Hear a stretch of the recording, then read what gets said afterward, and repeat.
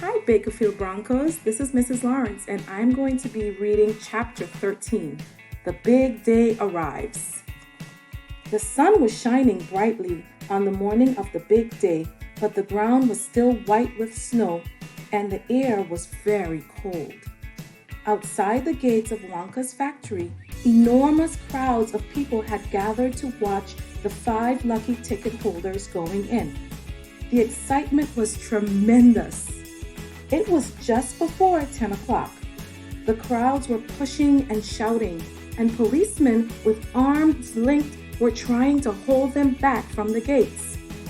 Right beside the gates, in a small group that was carefully shielded from the crowds by the police, stood the 5 famous children, together with the grown-ups who had come with them.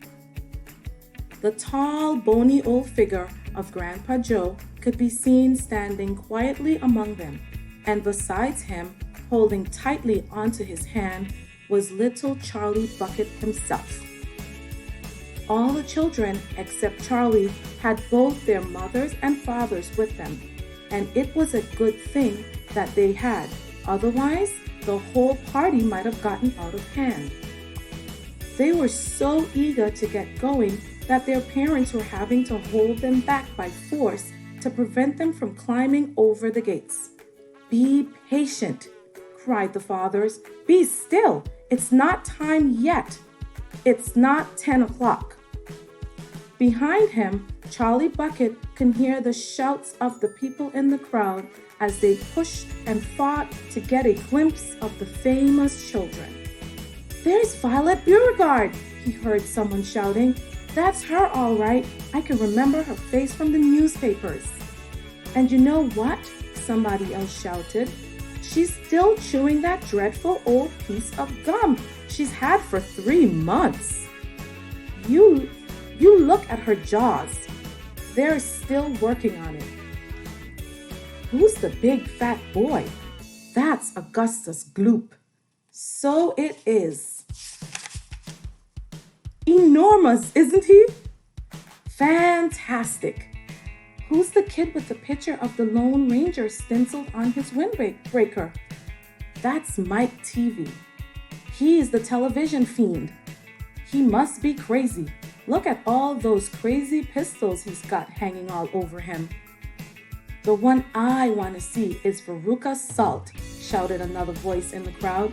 "She's the girl whose father bought up 500,000 candy bars and then made the workers in his peanut factory unwrap every one of them until they found a golden ticket. He gives her anything she wants, absolutely anything. She only has to start screaming for it and she gets it. Dreadful, isn't it?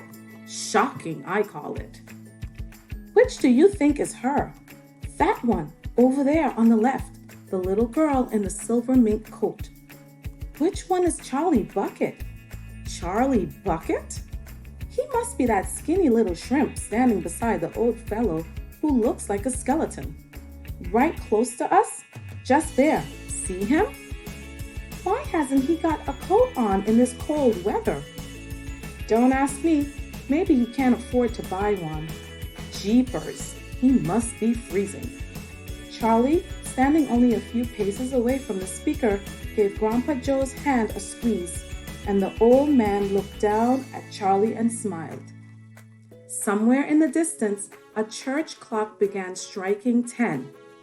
Very slowly, with a loud creaking of rusty hinges, the great iron gates of the factory began to swing open.